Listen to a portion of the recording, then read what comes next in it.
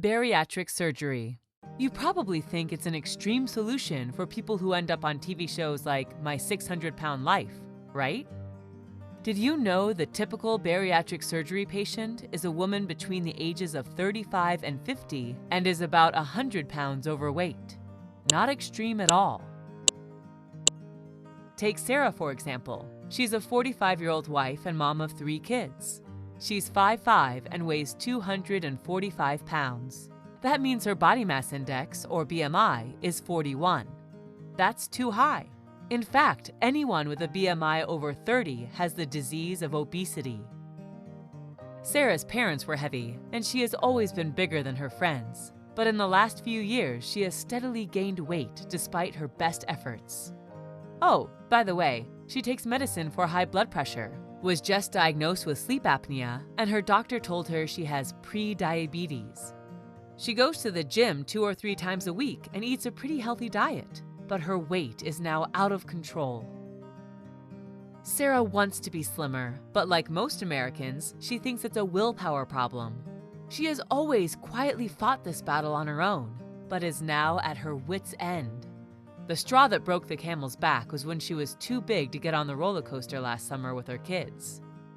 What Sarah doesn't know is that in addition to the frustration she feels about her weight, obesity has put her on a path towards heart disease, type 2 diabetes, and many other life-threatening chronic diseases.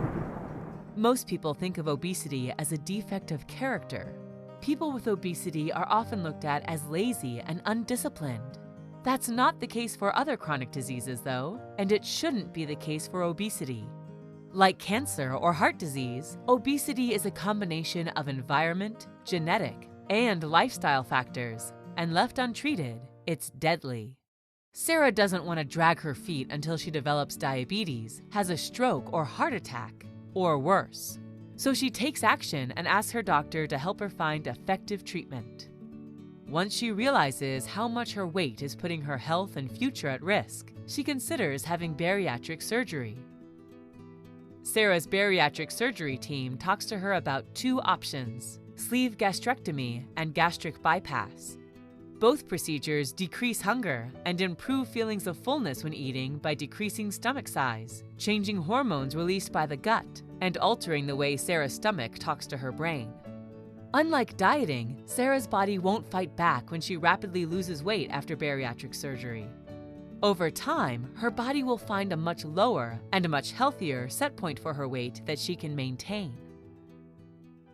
After talking with her surgeon, Sarah chooses to have a sleeve gastrectomy. The surgery is done laparoscopically with a few small incisions, takes about an hour to complete, and she spends 1 night in the hospital before starting her new life. 1 year after surgery, Sarah has lost 90 pounds. She no longer takes blood pressure medicine or uses her CPAP device, and her blood sugar is normal. She feels great and still exercises 3 times a week, but can do a lot more in the gym now. She still eats a healthy diet, but her portions are smaller than before. She knows she has to work hard to maintain her weight now, but she has the tools to do it.